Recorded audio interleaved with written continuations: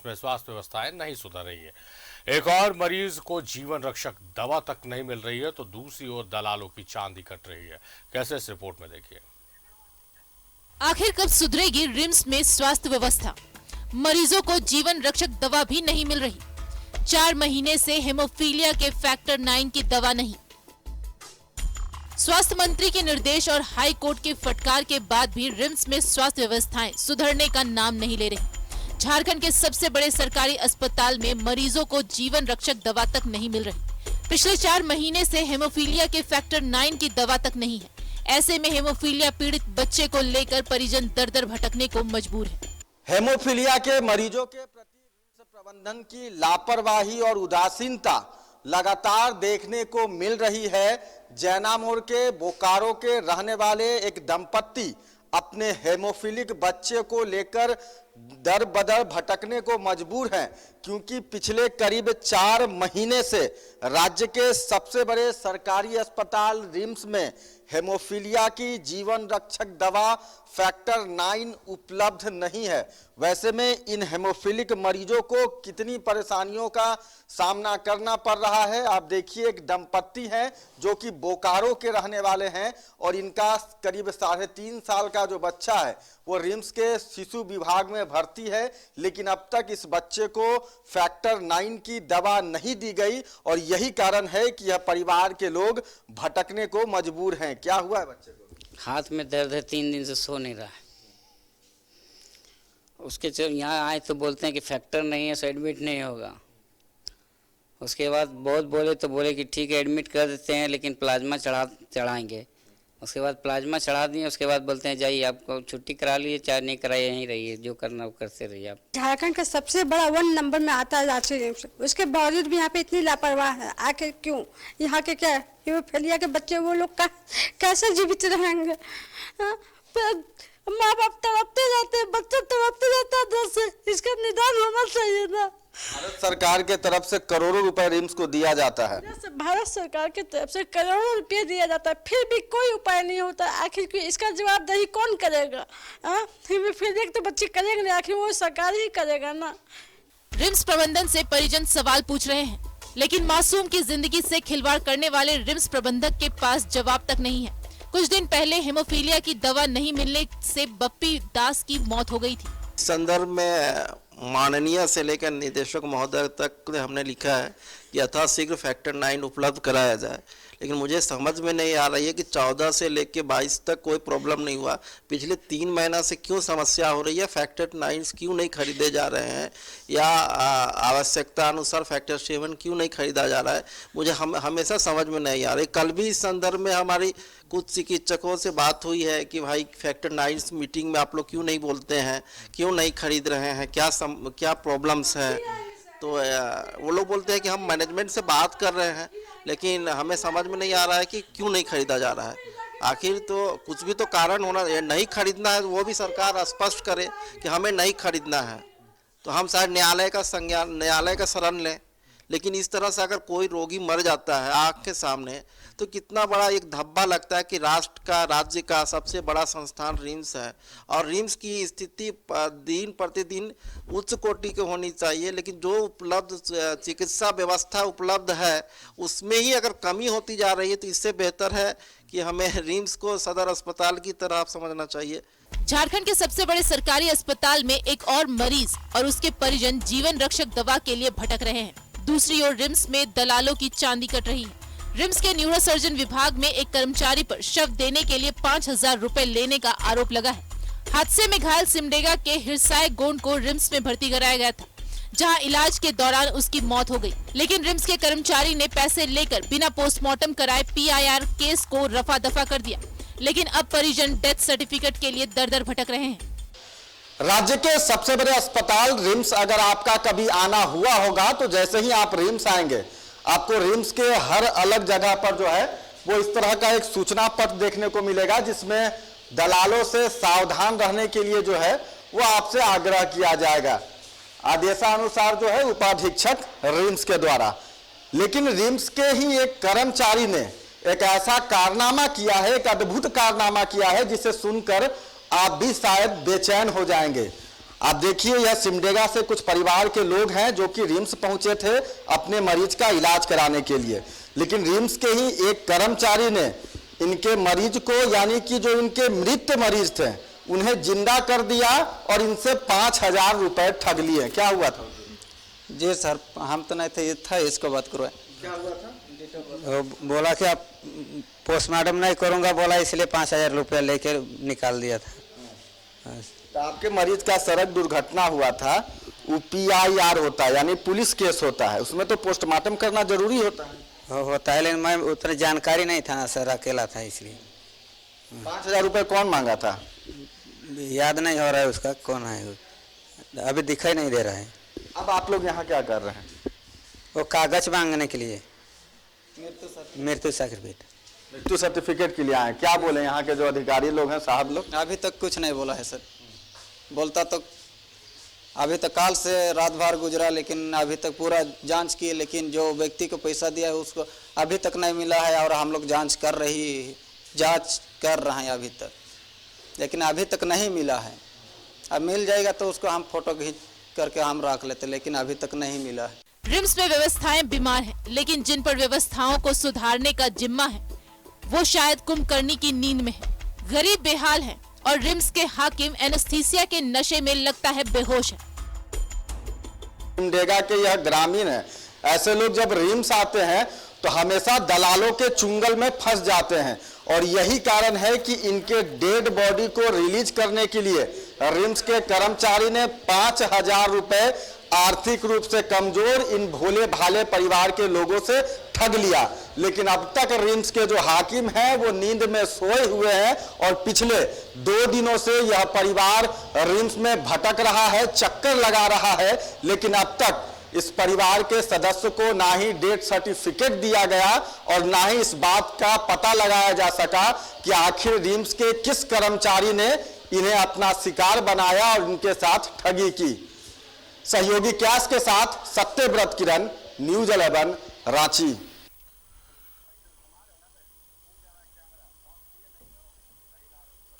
तो रिम्स की कुव्यवस्थाओं की खबर लगातार हम दिखाते रहते हैं, और यहाँ पर हम इस बात की जानकारी आपको दे दें कि रिम्स के डॉक्टर्स या कर्मचारी कुछ सराहनीय काम करते हैं तो उसे भी हम प्रमुखता से दिखाते हैं, लेकिन कुव्यवस्थाओं की खबर दिखाने के बावजूद भी कोई एक्शन नहीं होता। सीधे हम रुख करेंगे सत्यव्रत किरण, हमारे सहयोगी हमारे साथ लाइव जुड़े हुए हैं। सत्यव्रत, जिस तरह से लगातार, चलिए मान लिया जाए कि रिम्स बहुत बड़ा अस्पताल है और जो हाकिम है उन तक इस तरह की छोटी मोटी परेशानियों की, किसी की जान जाने की खबर उन तक नहीं पहुंच पा रही हो, लेकिन लगातार हम तो दिखाते रहते हैं। न्यूज़ 11 भारत तो काफी लोकप्रिय है हमारा चैनल, तमाम लोग देखते हैं, हाकिम भी देखते होंगे जरूर हमारे चैनल को। होम्योफीलिया जैसी दवा उपलब्ध नहीं है, और नाम है बप्पी दास। बप्पी दास की मृत्यु हो गई थी, होम्योफीलिया की दवा नहीं मिली थी, उसके बाद भी सीख नहीं ली है। क्या इंतजार किया जा रहा है कि डेथ का जो आंकड़ा वो बढ़े, उसके बाद इंतजाम किए जाए? देखिए, बिल्कुल सही कहा सारिफ आपने बापी दास का नाम लिया। मैंने बापी दास का 2 बार इंटरव्यू किया है, और बापी दास ने मुझसे आग्रह किया था कि किसी तरह से मुझे दवा दिला दीजिए, जो हमारा कर्तव्य था सारिफ। लगातार मैंने उसके खबर को दिखाया और खुद अपने हाथ से आवेदन तक लिखा था, ताकि जो अधिकारी हैं, जो साहब है, जो कुंभकर्ण की नींद में सोते हैं, उन्हें इस बात की सूचना मिल जाए। लेकिन शायद रिम्स प्रबंधन और रिम्स के जितने बड़े हाकिम हैं उन्हें कोई मतलब नहीं है कि मरीज मरता हो या जीता हो। वो सिर्फ अपने एसी कमरे और लग्जरियस गाड़ी में घूमते हैं और लंबी लंबी बातें करते हैं।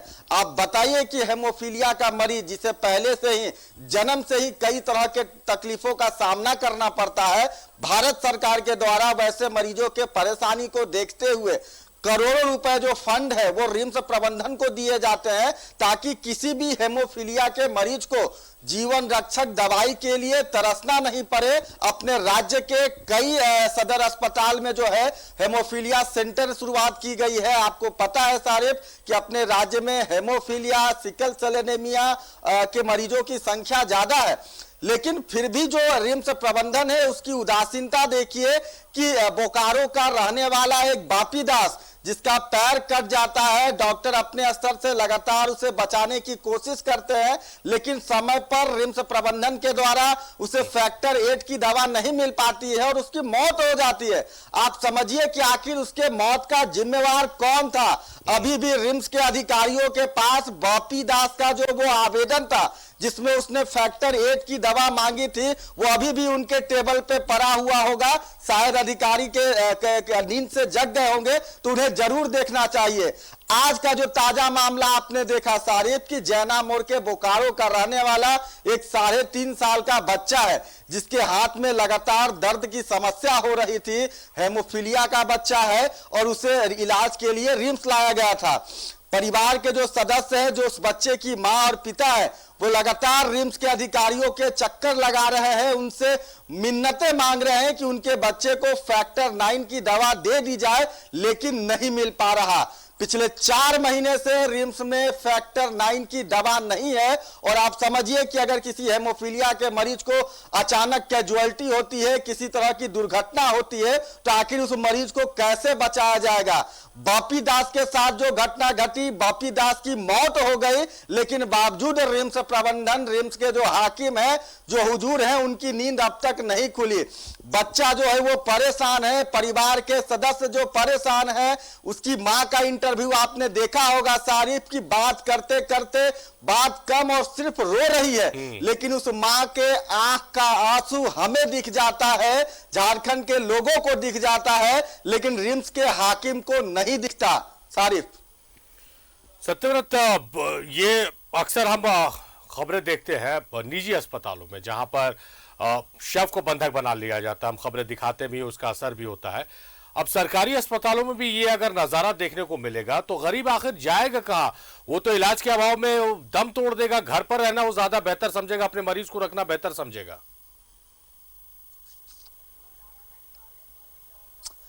नजारा नहीं सारिफ, कर्मचारियों को कारनामा कहिए। एक व्यक्ति जिसकी मौत हो जाती है उसे जिंदा कर दिया जाता है पेपर पर।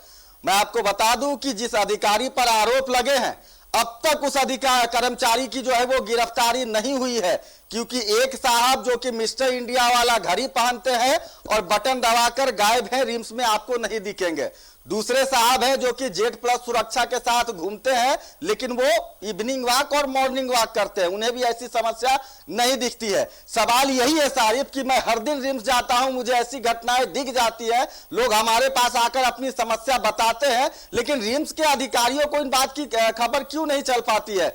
जिस व्यक्ति की हम बात कर रहे हैं उसकी मौत हो जाती है रिम्स के न्यूरो सर्जरी विभाग में, और उस मरीज के डेड बॉडी को रिलीज करने के लिए कर्मचारी 5,000 रुपए मांगता है। आप जिन परिजनों का इंटरव्यू सुन रहे होंगे सारिफ, वो ठीक से बोल नहीं पा रहे हैं, यानी कि सिमडेगा के रहने वाले ग्रामीण क्षेत्र के भोले भाले आदिवासी हैं जो कि ठीक से बात तक नहीं कर पाते हैं, और उनसे 5,000 रुपए जो है वो रिम्स का कर्मचारी ठग लेता है। शायद इस कर्मचारी की मानवता मर गई होगी कि जिस व्यक्ति को देखकर सारिफ आप अपने जेब से निकालकर पैसे दे देंगे, उस पीड़ित परिवार से जो है वो 5,000 रुपए ले लिया जाता है। जो व्यक्ति है जिसकी मौत हुई है, दरअसल उसकी सड़क दुर्घटना हुई थी और उसे बेहतर इलाज के लिए रिम्स के न्यूरो सर्जरी विभाग लाया गया था। सड़क दुर्घटना का जो मामला होता है वो PIR मामला होता है, यानी कि पुलिस इंफॉर्मेशन का वो मामला होता है। वैसे मामले में अगर इलाज के दौरान किसी की मौत हो जाती है तो उसका पोस्टमार्टम करना अनिवार्य होता है, ताकि यह पता चल सके कि उसके मौत का कारण क्या रहा। दूसरा, पोस्टमार्टम के बाद जो है वो डेथ सर्टिफिकेट मिल पाता है, यानी कि पोस्टमार्टम इन सब मामलों में अनिवार्य होता है। पोस्टमार्टम के बाद बॉडी केयरिंग सर्टिफिकेट दी जाती है, ताकि आप उस केयरिंग सर्टिफिकेट के आधार पर किसी भी डेड बॉडी को कहीं ले जा सकते हैं।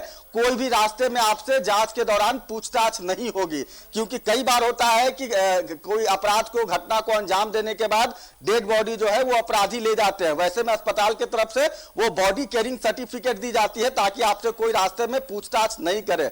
लेकिन इस परिजन को जो है वो धमकाया जाता है, उसे सीधे साधे परिजन को जो है वो यह कहा जाता है कि तुम्हारे मरीज का पोस्टमार्टम करना होगा, तुमको काफी समय लगेगा, पैसे खर्च हो जाएंगे, जल्दी से अपने मरीज को अगर ले जाना चाहते हो तो 5,000 रुपए दे दो। यानी कि आर्थिक रूप से कमजोर एक भोले भाले ग्रामीण से 5,000 रिम्स का कर्मचारी ले लेता है और इस बात की भनक तक किसी को नहीं मिल पाती है। जब वो परिजन दोबारा रिम्स आते हैं अपने पार्थिव शरीर का अंतिम संस्कार कर कर कि उन्हें डेथ सर्टिफिकेट चाहिए, तब इस बात का पता चलता है कि आखिर आपके मरीज की मौत कब हुई थी। तो जब न्यूरो सर्जरी विभाग में जाते हैं अधिकारी इस बात का पता करने के लिए, तो उस अधिकारी यह पाया जाता है कि जो रजिस्टर होता है यानी कि जो प्रिस्क्रिप्शन होता है उस पे मरीज के परिजन से यह लिखवाया जाता है कि मैं अपने मरीज को इलाज के लिए दूसरे अस्पताल लेकर जा रहा हूं स्वेच्छा से, जबकि उस वक्त उसकी मौत हो गई थी, डेड बॉडी हो चुका था वो, और कागज पर लिखाकर जो है उसे लामा घोषित कर दिया जाता है यानी कि लीव अगेंस्ट मेडिकल एडवाइज, और उसके बाद जो है उससे 5,000 रुपए ले लिया जाता है। अब जब परिवार के लोग डेथ सर्टिफिकेट के लिए रिम्स पहुंचते हैं तब उन्हें कहा जाता है कि तुम्हारे मरीज की तो मौत रिम्स में हुई ही नहीं है, जबकि मरीज की मौत रिम्स में हो गई थी और परिजन सीधे अपने शव को ले जाकर जो है वो उसका अंतिम संस्कार कर देते हैं अपने पैतृक गांव में। तो आप समझिए कि रिम्स के कर्मचारियों का जो मनोबल है वो कितना बढ़ गया है, मानवता मर गई है, क्योंकि जिन अधिकारियों का डर रिम्स के कर्मचारियों को होना चाहिए वो डर उनमें से गायब हो गया है। क्योंकि एक अधिकारी जो कि रिम्स में आपको दिखेंगे नहीं, दूसरे दिन भर दिखेंगे लेकिन मॉर्निंग और इवनिंग वॉक करते हुए दिखेंगे, और ऐसे जो निकम्मे कर्मचारी हैं, जो भ्रष्टाचारी हैं, जिनकी मानवता मर गई है, जो कि सीधे साधे गरीब व्यक्तियों से पैसा ठगते हैं, उनसे डर जो है वैसे कर्मचारियों की खत्म हो गई है। हमने पहले भी दिखाया है तारीफ कि रिम्स दलालों के चुंगल में है, जगह जगह आपको दलाल मिल जाएंगे। कई दलाल को मैंने पकड़कर सलाखों के पीछे भेजा है, चाहे वो बेड के दलाली करने वाले दलाल हो या खून के दलाली करने वाले दलाल हो या दवाइयों के दलाल हो, लेकिन रिम्स प्रबंधन ऐसे दलालों पर क्यों नहीं कार्रवाई करता है, और कार्रवाई नहीं करने के कारण ऐसे दलालों का, ऐसे कर्मचारियों का मनोबल बढ़ जाता है। सारिफ, सत्यव्रत, एक आखिरी सवाल है, संक्षेप में आपसे जवाब चाहेंगे, छोटा जवाब आपसे चाहेंगे कि रिम्स के डॉक्टर्स की वजह से नो डाउट, ये कहने से कहीं कोई परहेज नहीं, और आप भी मेरी बात इत्तेफाक रखिएगा कि हजारों मरीजों की जान बचाई जाती है। अगर रिम्स के डॉक्टर्स ना होते तो कई मौतें झारखंड में हर रोज होती, लेकिन जिन्हें व्यवस्थाएं प्रदान करनी, वो डॉक्टर्स तो व्यवस्थाएं प्रदान नहीं करते हैं। कभी आप खबर दिखाते हैं, आप खबर लेकर आते हैं कि बाहर से बैंडेज और स्लाइन की बोतलें मंगाई जा रही है, हेमोफीलिया की दवा नहीं है, पैसे नहीं पे किए हैं तो बंधक बना लिया गया है शव को। इस तरह की जो खबरें आती है, आम जनमानस में वो भरोसा टूट जाएगा अगर ये व्यवस्थाएं अगर दुरुस्त नहीं होती है तो। नहीं, बिल्कुल बिल्कुल सही कहा सारिफ आपने। यही कारण है कि लोग अपना जमीन बेच देते हैं, अपना गहना गुड़िया जो है वो बेच देते हैं और प्राइवेट अस्पताल चले जाते हैं इलाज के लिए। रिम्स के चिकित्सकों पर शायद ही कोई परिजन जो है वो लापरवाही का आरोप लगाते हैं, रिम्स की व्यवस्था पर आरोप लगती है। रिम्स के चिकित्सक जिनका नाम देश ही नहीं दुनिया भर में है, और कई ऐसे चिकित्सक हैं जो आज भी रिम्स के लिए गौरव है और अपना काम मेहनत और ईमानदारी के साथ करते हैं। वैसे चिकित्सक जिन पर की जो है अतिरिक्त बोझ है, बावजूद वो इस बोझ को जो है उठाते हैं और मरीजों की सेवा करते हैं। लेकिन जब तक आप चिकित्सकों को, आप एक बात समझिए सारिफ कि अगर आप फौज में है, बॉर्डर पे हैं और आपके पास जो है वो हथियार नहीं दिया जाए और कहा जाए कि आप सामने वाले दुश्मन का सामना कर लो, तो शायद आप नहीं कर सकेंगे। यानी कि जब तक आप चिकित्सकों को, नर्सों को उसको व्यवस्था नहीं देंगे, उन्हें बेहतर हथियार नहीं देंगे, तब तक शायद वो कोई जंग नहीं जीत पाएंगे। अभी से थोड़ी देर पहले फोन आया सारिफ रिम्स के एक मरीज के परिजन का कि जो जेलको होता है, यानी कि जो नस में स्लाइन चढ़ाने के लिए जो जेलको लगाया जाता है, वो जेलको तक राज्य के बड़े अस्पताल में नहीं है। स्लाइन के जो पाइप होते हैं वो पाइप तक जो है राज्य के बड़े अस्पताल में नहीं है। जो गद्दा बिछा हुआ है जिसपे मरीज भर्ती है, जिस पर उनका इलाज चल रहा है, वहां से कॉकरोच निकल रहे हैं। ठंड का मौसम है, व्यवस्थाएं हैं सत्यव्रत, बहुत परेशानियां हैं, और जिन पर व्यवस्थाएं दुरुस्त करने की जिम्मेदारी है, जिन पर सुविधा देने की जिम्मेदारी है, उनसे हम हाथ जोड़कर विनती करते हैं कि रिम्स हमारी शान है, इससे कई मरीजों की जान बचाई जाती है, कृपया आप रिम्स पर दाग ना लगने दें। बहुत शुक्रिया सत्यव्रत, बहुत बहुत शुक्रिया। आप जनहित की खबरें लेकर